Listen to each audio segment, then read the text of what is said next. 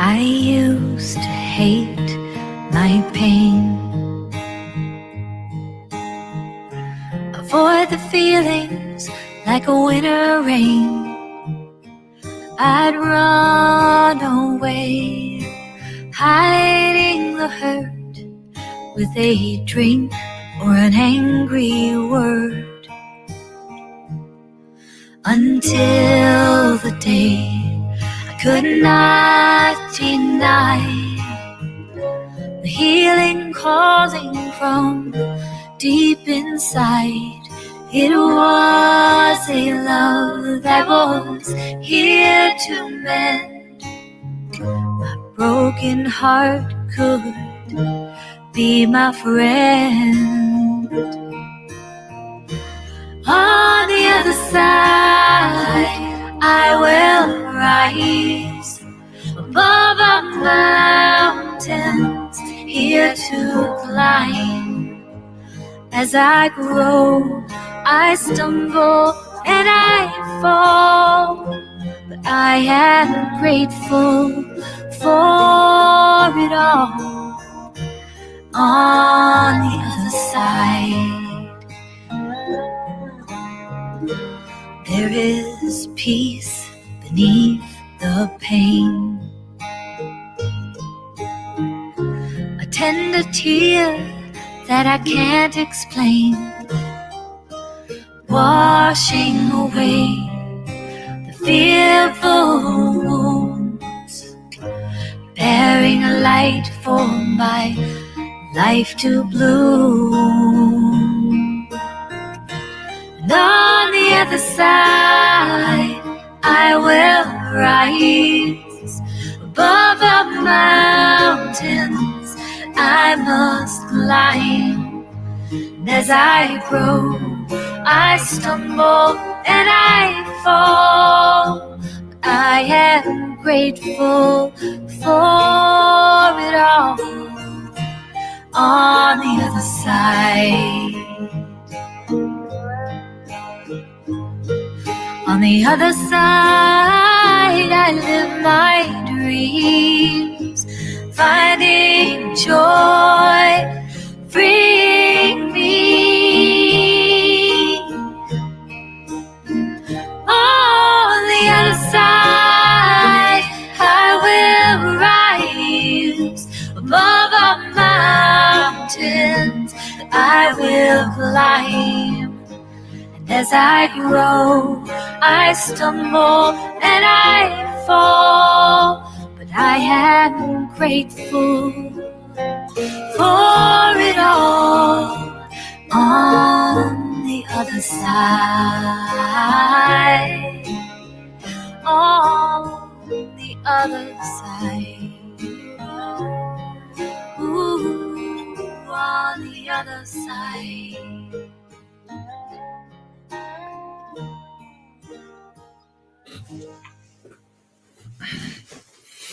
On the other side, this teaching is all about living on the other side.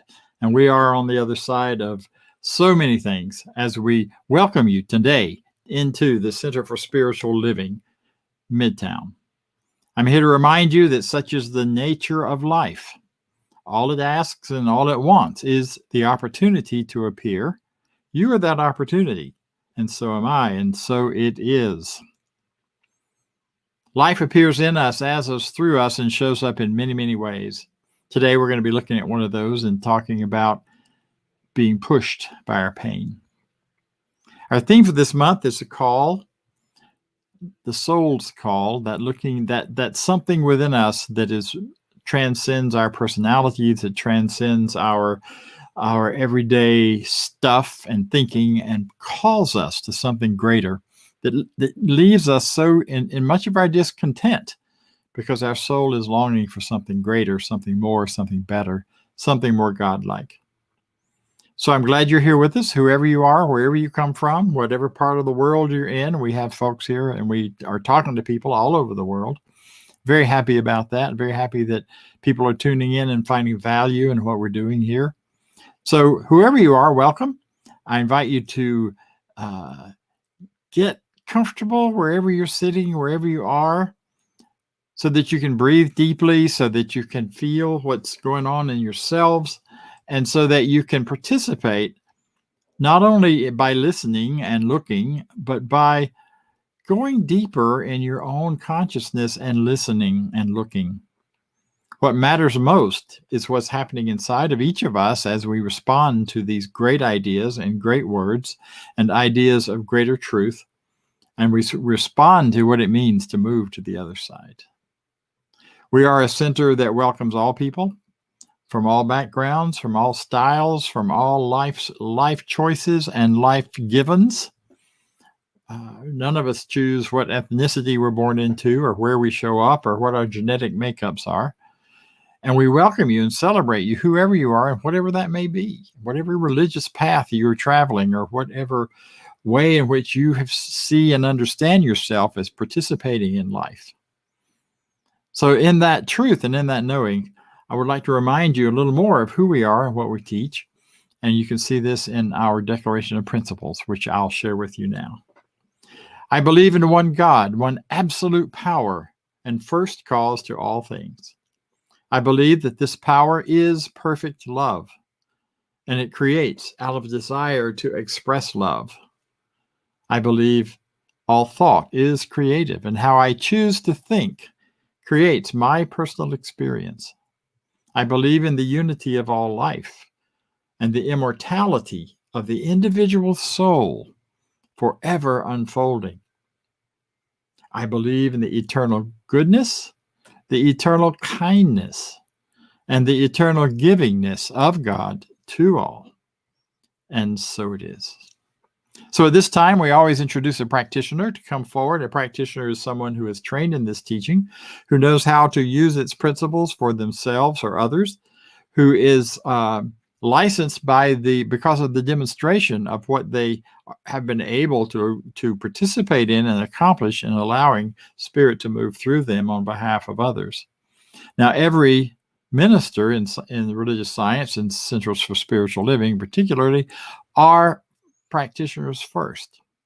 Not only are we practitioners first by becoming practitioners, licensed practitioners, in our path to ministry and in our credentialing towards ministry, but we are practitioners first in practice.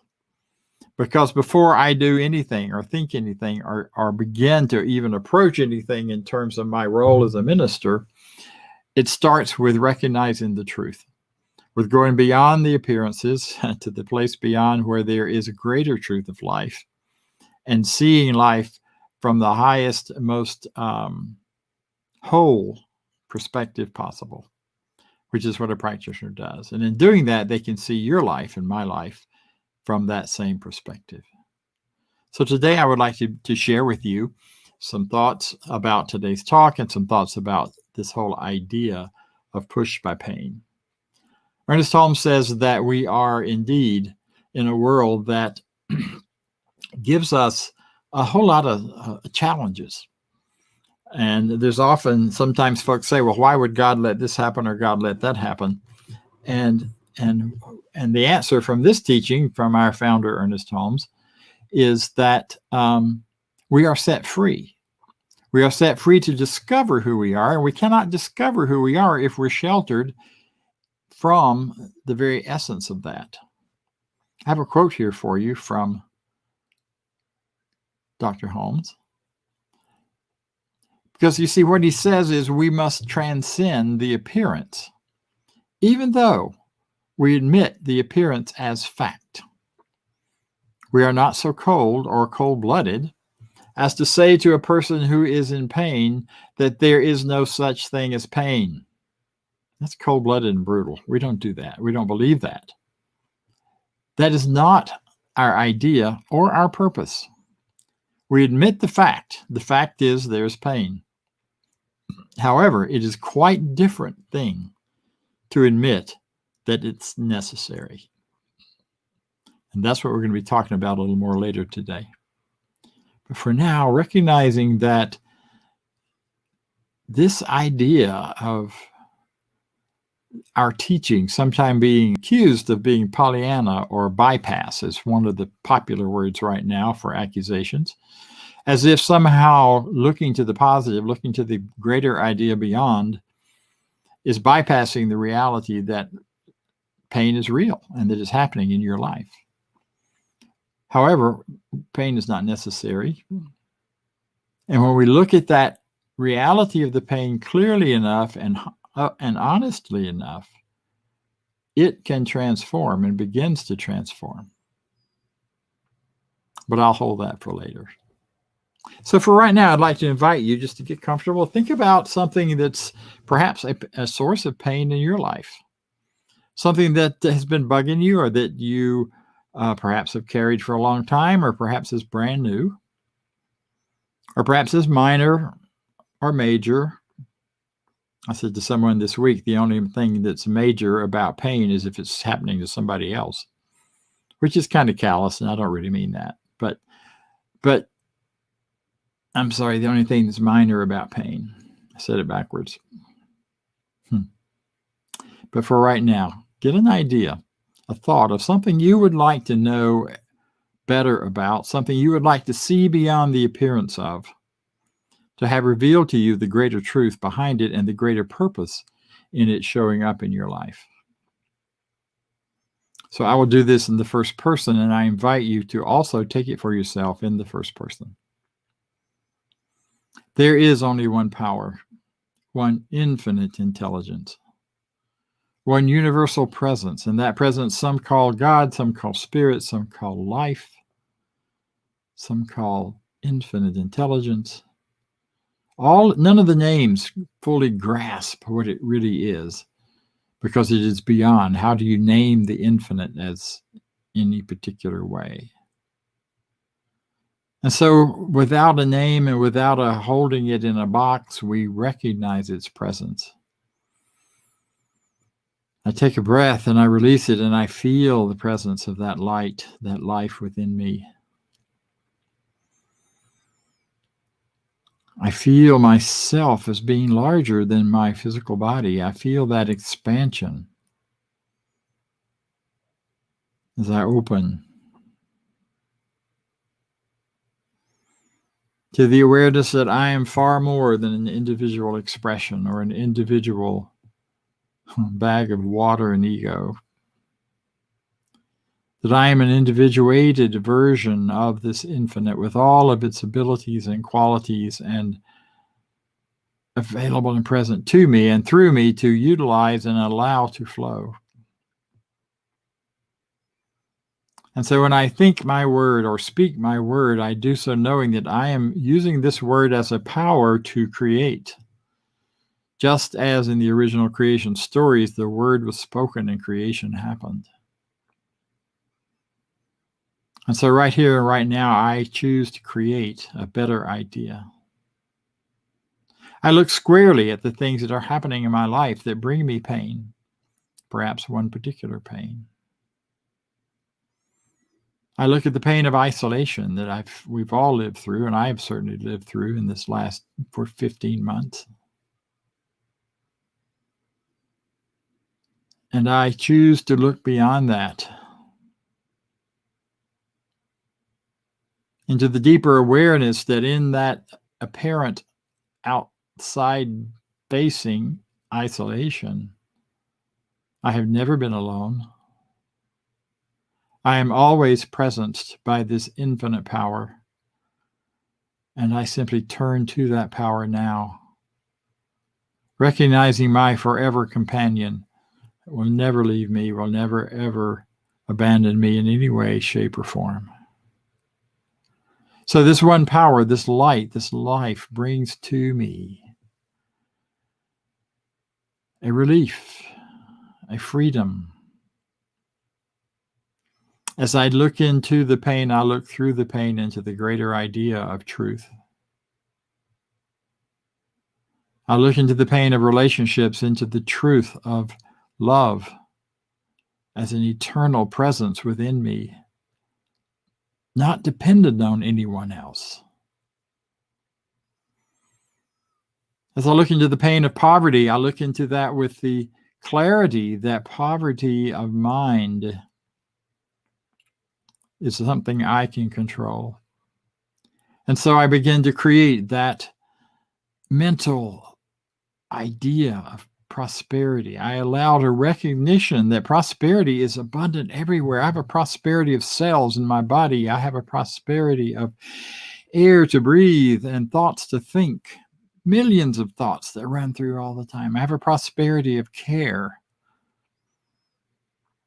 And I have a prosperity of funds and sources and resources.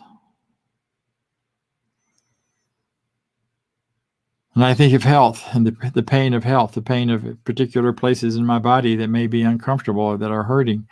And I recognize that they are simply returning to a stasis, returning toward a place of health, a place of wholeness, a place of completeness. And that's what the pain's all about. And so I move into that awareness, feeling it deeply. And I awaken within my body the pattern for perfect health that's already there.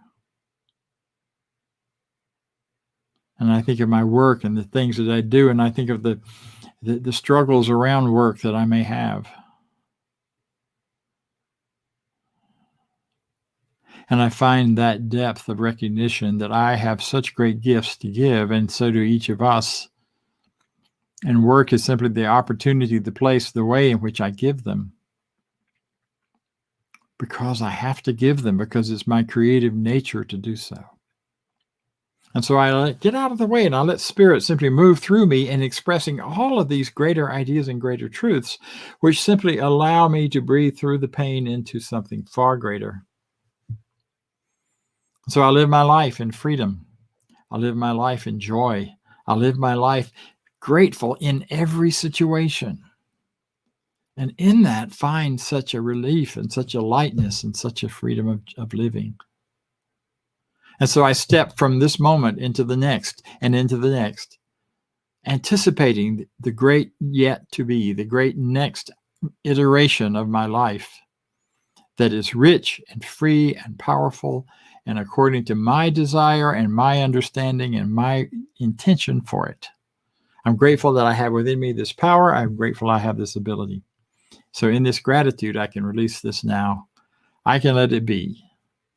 And so it is. And so as we move now into another piece of music, it's a lively one. It lets you dance right into the other side.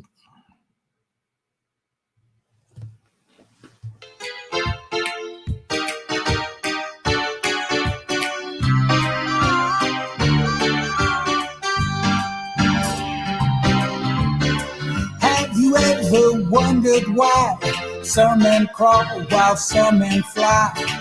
It's a decision of the soul. Life is always what you make it. You can live or you can fake it. It's a decision of the soul. Anytime you're rearranging,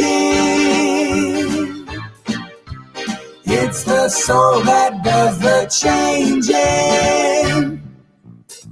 You can use your inspiration to extend your limitations. It's a decision of the soul.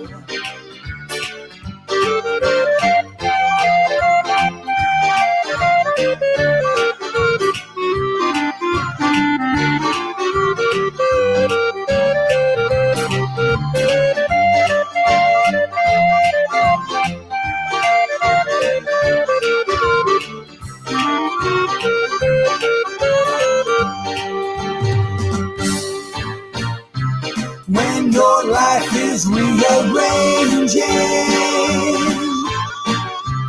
it's the soul that does the changing. Life's a book, so turn the pages, seek the wisdom of the ages. It's a decision of the soul. It's a decision of the soul. It's a decision of the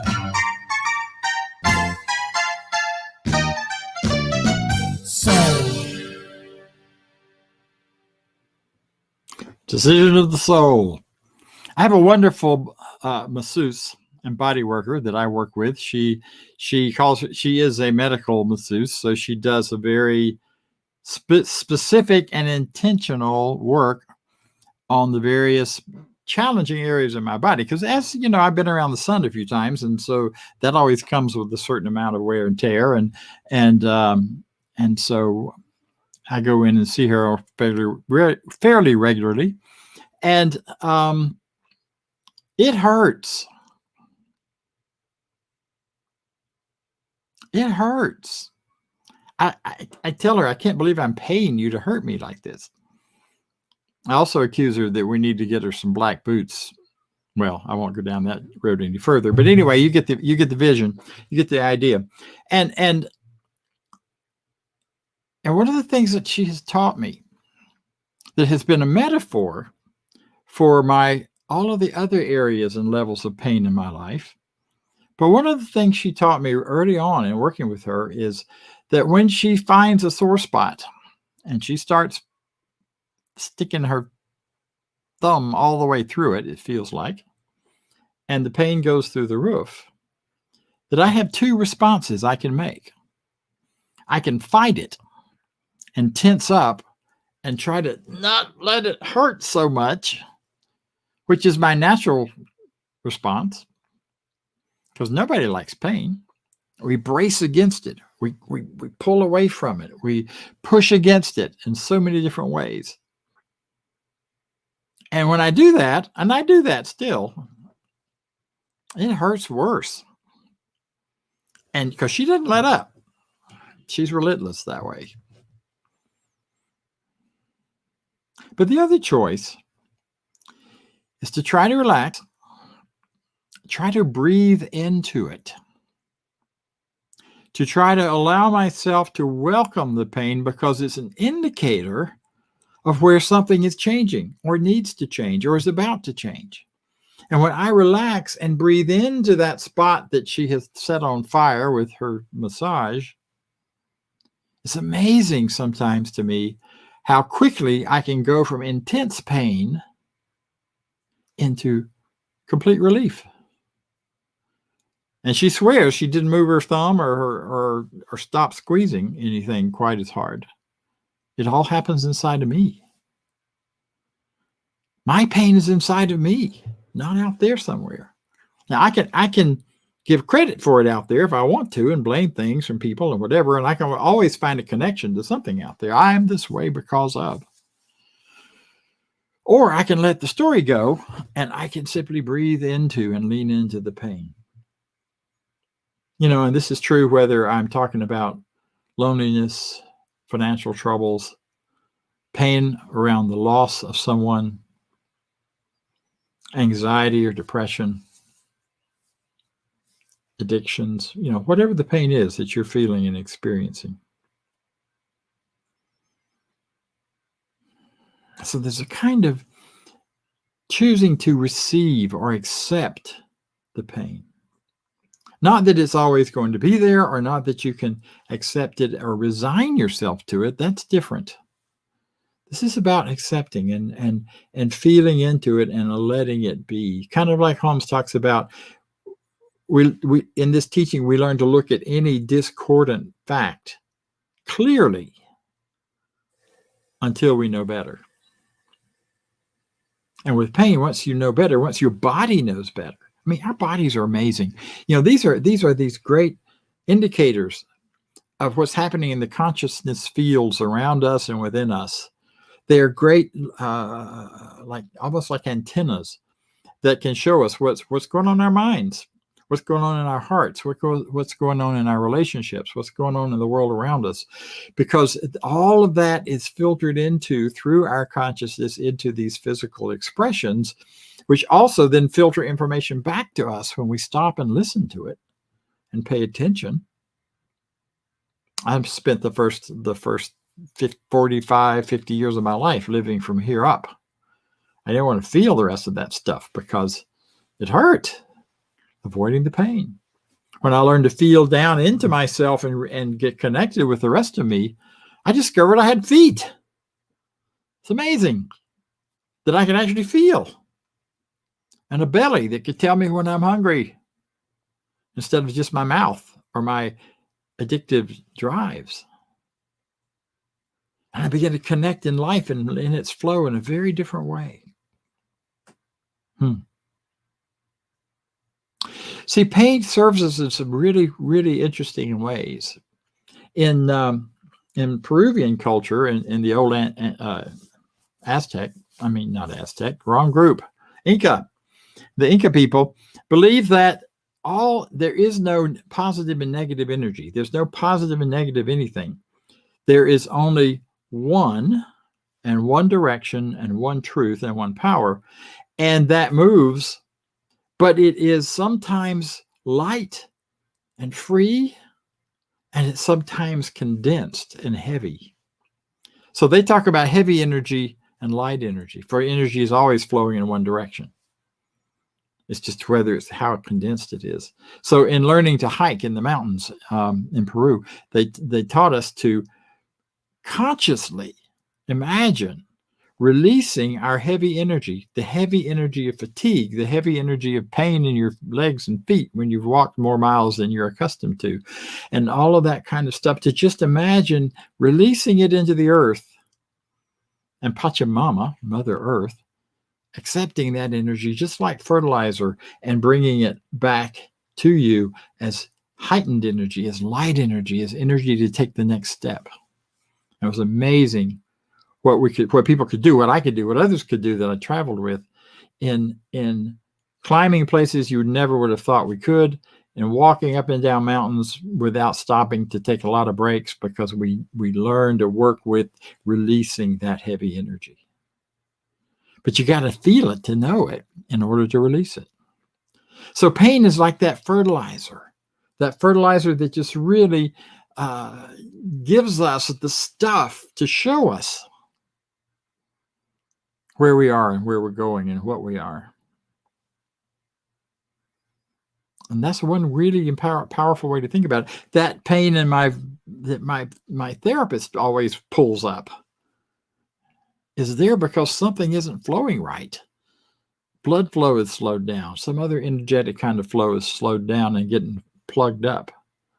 And so the pain shows up to fertilize, just like it fertilizes the earth, fertilizer in the earth to grow flowers and grow beautiful things. What looks like something's dying and dead is really just transforming into another form to come back as a flower or a bush or whatever. So those of you who are gardeners, you know exactly what I'm talking about. Well, the same thing is true in our consciousness. Those things which we seem to have pushed against until they just hurt are telling us we need to stop pushing on that. We need to look for something different. Maybe what we're pushing against is trying to make happen what we don't even want to begin with. I had a friend a few years ago. We were in a practitioner practice together, treating for each other. And one day he said, you know, I just realized that, well, everything that we've been treating for the last 2 weeks, I don't want to do anyway. No wonder it hasn't happened. It's what I thought I was supposed to do, not what I really want. Pain will show us that. It stops us. So we look back and go within and figure out what's really going on here. This is not about saying what's in your consciousness, you bad and evil person. This is about simply recognizing that we are all on a path towards a greater understanding of ourselves, greater understanding of the world in which we live, greater understanding of the universe. And pain is just part of the teacher in that, which is the second part. Pain's not a punishment.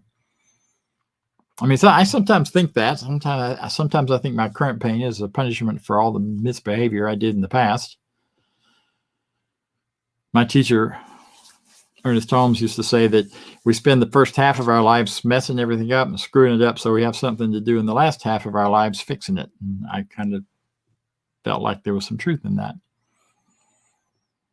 But what we do have is the opportunity where pain is showing us what we are reaching for or what we're needing to do or what we're feeling to do.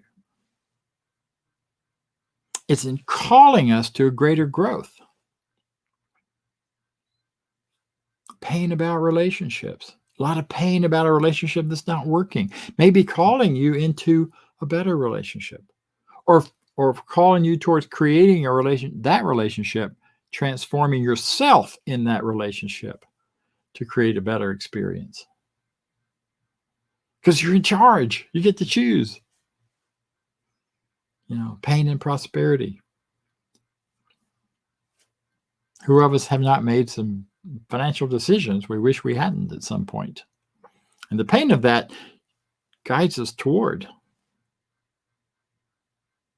making better decisions and opens us up to the recognition that even with our bad decisions, and even sometimes with the struggle for the rent to get paid or whatever, we're still eating. We're still alive. We're still breathing and on the planet. We are prospering in so many other ways. And if I can begin to get my mind around what are those other ways and how do I celebrate them more, then all of the kinds of prosperity starts to show up in my life. And the pain points me toward that. I was thinking about COVID. We've all been through a lot of pain with COVID, and the last thing I would do is minimize any of that. Many of you have lost family members and friends. Others of you have lost jobs. We've lost a lot with COVID. We've all struggled back and forth about masks, or to wear or not to wear, to vaccinate or not to vaccinate, and all that kind of stuff that's just rolling around in our world right now. It's not just in America, but it's all over the world. But you know, there's another view of that. And that is that the COVID pandemic has also opened us up to a worldwide conspiracy for caring. A worldwide conspiracy for caring. So that when we see these warring things that people are doing to one another in the name of one political system or one religion or another, it all stands out in such stark contrast to the fact that for the last 15 months, the world has worked together to find solutions and ways and protections, and things have held and shut down and supported all kinds of life-changing, huge shifts in our lives. But it's in the name of caring for the health of humanity. I think that's pretty profound change. We've never, ever experienced anything like this together as a human race on this planet that I'm aware of.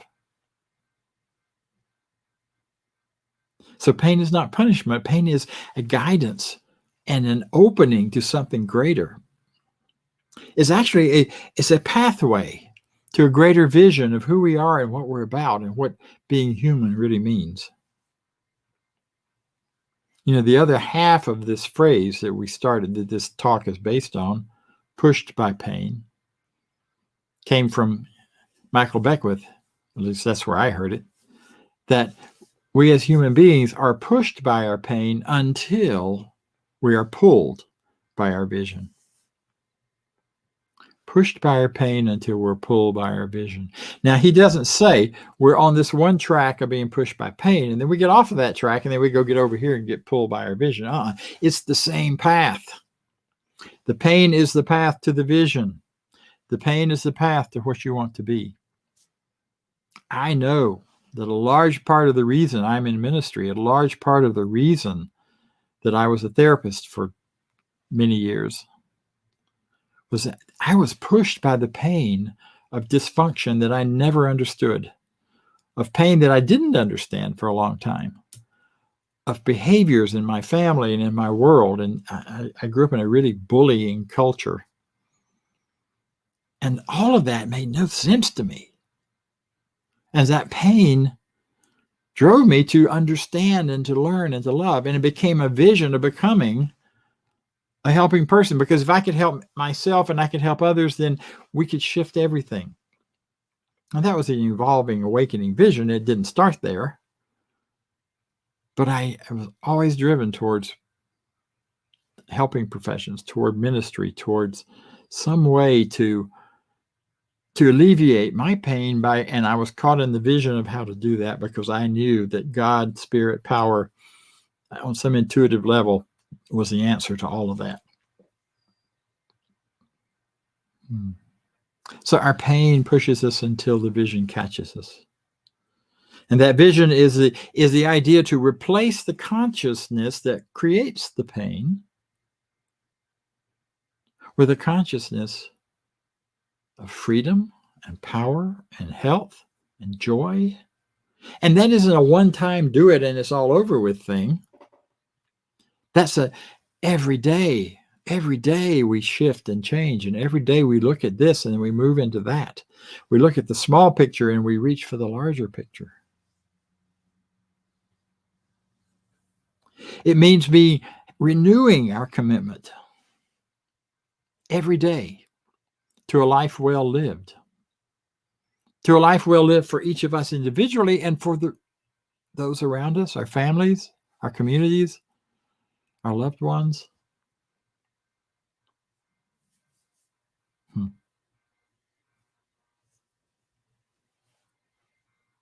One of the things about replacing things in consciousness, we already said, we need to replace one kind of consciousness to create a whole new way of being. You don't do that by dumping the whole thing out. I wish you could. Well, if you could, we'd all be zombies at some point. We'd have that zombie period where we wouldn't know who or what in the heck we were. And many of us have that during big, heavy transitions. But what we really do to change that consciousness from that which is creating the pain into that which can support the growth and the possibilities and the joy and the freedom is by doing it one little idea at a time. Ernest Holmes used the example that you take a glass of muddy water, you want to replace it. You don't dump it out and leave the glass empty of anything but air.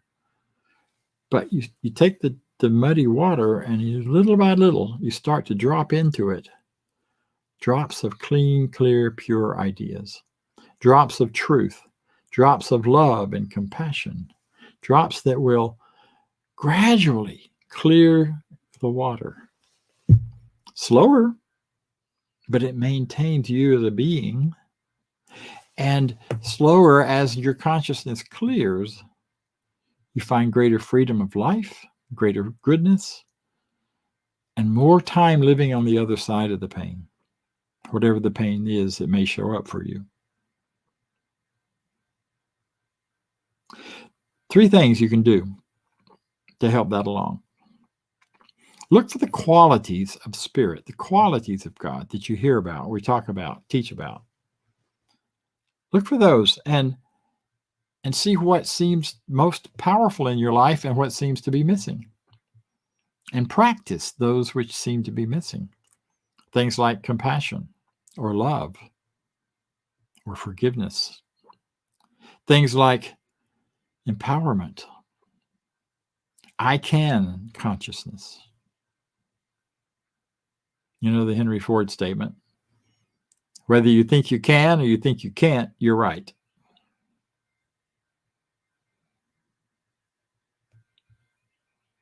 You also need to recognize that you didn't get to this point by yourself. Wherever you are in life, you didn't get here alone.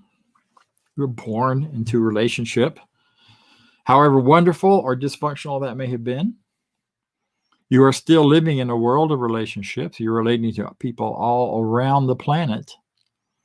I mean, sometimes I stop and think when I order food from a restaurant, how many people have had a part in bringing that to my door. And I like international cuisine, so I end up with things from, that got here through many, many, many channels and many, many people to even get the flavor of it to my house, much less the stuff itself. You're not alone. Never have been. That's one of the lies we tell ourselves, that we're all alone. And it may look like it. I'm not saying it doesn't. There may be great pain around it, but underneath and behind it, you're never alone. You never have been. You never will be. And so we start affirming that and believing that and reaching for that, and it shows up in our lives more and more and more. And then the other third thing that helps us begin to really shift our consciousness is to really ramp up our spiritual practice. I was in a meeting on Saturday, and we were talking about what have been the advantages of this last year and a half. There have been many, many challenges and struggles. But one of the ones that I mentioned and some other people mentioned is that it has allowed me the time and the motivation, especially the motivation, to increase my spiritual practice, to spend more time in meditation, to spend more time in spiritual mind treatment or prayer, whichever word and language you prefer to use for that, to spend more time in listening to people or in reading spiritual literature, sacred texts. That shifts the consciousness. That builds us toward that new something, whatever it might be. So Holmes said this, and I'll close with this thought, this idea, that we have within us a power that can overcome every obstacle in our experience and set us safe, satisfied, and at peace, healed and prosperous in a new light and a new day. I invite you to join me now in this new day. Thank you. So I'd like to take a few moments and invite us into a spiritual practice of the new day. So I invite you to close your eyes and take a moment, take a nice deep breath. If there's a feeling or a thought or an idea that's been floating around as you've listened to this talk, embrace it and then let it go. You can it'll come back in the moment that you need it. It'll show up. And right now, just go with me on an imaginary journey, if you would, into and toward the new day. So you find yourself walking down this gentle path to a river stream or a stream. It's lush, surrounded by trees. It's shady and cool. The water is crystal clear and just the right temperature. And you notice that there is indeed a great and beautiful waterfall there. And so you step into that water and step over to the waterfall and perhaps sit down under it. But let the water just wash over you. Feel that wonderful cleansing. Soaks you to the skin, but feels so good. And as you see that and you feel it and you let it flow, you may choose right now to let that waterfall be a waterfall of forgiveness, A waterfall to simply wash away anything you've been holding on to that's no longer serving you. You don't even have to figure out what it is exactly. Just agree to let it flow, and to let it flow away from you and beyond you. Feel the water bringing you strength and help and health. You can always get wet, so you're never alone. Just imagine the waterfall as being a method, a way of thinking that allows you to simply release. Release whatever pain is left from COVID and from this pandemic and all of the adjustments and things we've all been through in order to live well in this last 15 months to 2 years. Just let that wash away. Let it wash away any family issues that you've held on to that no longer serve you. Love and bless it and let it wash away. Not the family members, but the issues.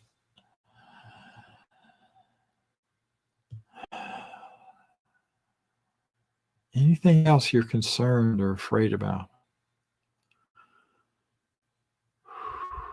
Any doubt, any fear, just let it wash away.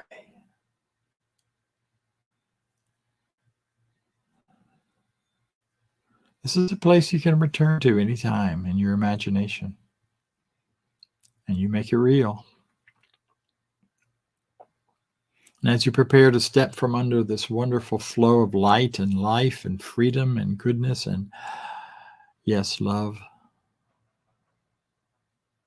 know that you bring the water with you. You bring the droplets. You bring the qualities of life with you that you desire to keep. Because there's only one power in the universe, and it is enough, and it is good enough, and you are one example of it. You are one expression of it.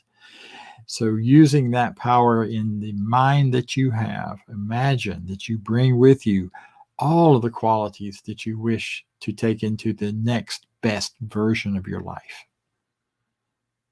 Do that with ease, do that with joy, do that with freedom. Because you deserve it, absolutely without a doubt. Because you are wonderful, and so am I, and so it is. Thank you. And now Judy Ailey will talk to us a little about supporting this center. If you found anything of value here, how you can help.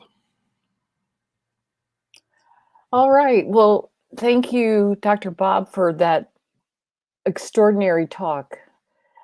This is a time where we focus on what we are so grateful for. We are grateful for our center. We're grateful for the support that we have received as a center. Our center is prosperous and growing, and we are so grateful. So this is a time where if you are so moved that you can make your contributions, you'll see on the screen our website, cslmidtown.org, and also the QR scan that you can use. And we just want you to know that we appreciate you, and we appreciate so much the support that you provide for our center. Now, if you will please join with me in our affirmation of prosperity with feeling. Here we go. I live in a universe of abundance. As I freely and joyfully give, I join in the divine flow, and all that I share with life returns to me, multiplied abundantly, and so it is. All right, turn it back over to Dr. Bob. Thanks. Thank you. So the Center for Spiritual Living Midtown is about to step into the transition into its next great expression of itself. We've been around about eight years now, I think, and maybe 9. Anyway, my math is not always good. We've been around a while, and many of you have been part of this teaching much, much longer than that, as have I. But we are stepping into our next version of the vision, our next version of who we are. We are not going back to anything. You can let that idea go as COVID comes to an end and we begin to engage with each other personally and in new ways. This is all new. We've never done this before. So we're not going back to anything.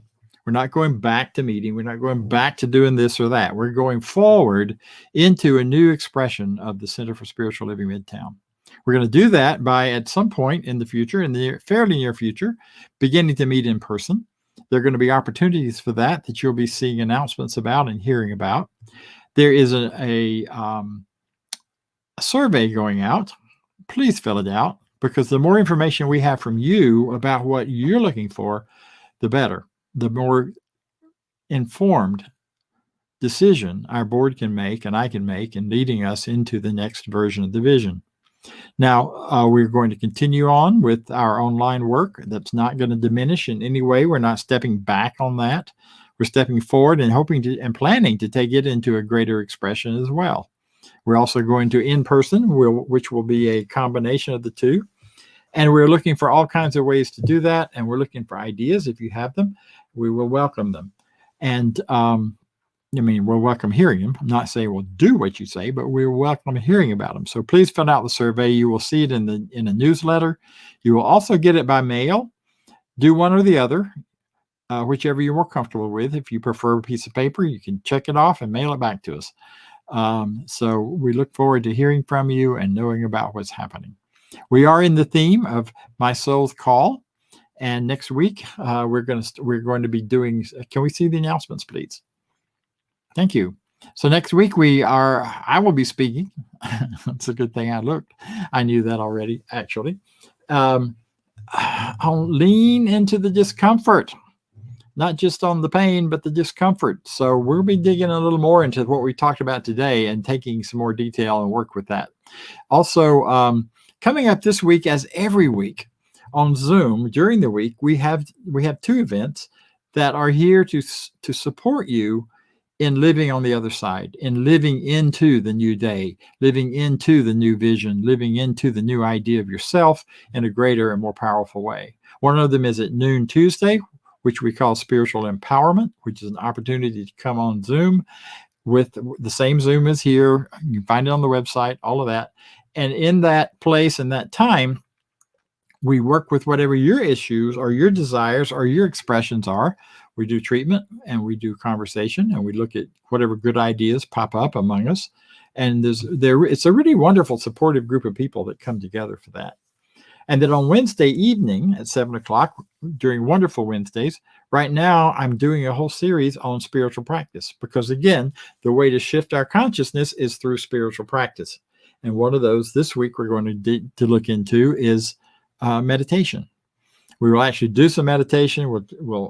I'll demonstrate a couple of different styles, and then we'll settle into at least one or two and do them and do them together and participate in that as you choose. So I invite you to join us 7 to 8, same place. And then we also have practitioners who are available to you. You can reach out to a practitioner on our website. Those of you on Zoom, you can see the contact information there as well. And they're there for you. They understand. They know what it takes to make the shift in consciousness, to make the shift in experience. And they can help you walk through it for yourself, so that you never, ever, ever have to be alone in any of these challenges that you may have. So that's what's going on this week. And then we've got some other things to watch for information about the in-person events that we'll be adding to our program. And we really look forward to getting to hug people once in a while again. And those of you who aren't close by that we can hug you, well, we'll just keep getting those internet hugs, because that's a good thing too. All right. So in closing, I would like to say that I leave this place now knowing something better than I knew before.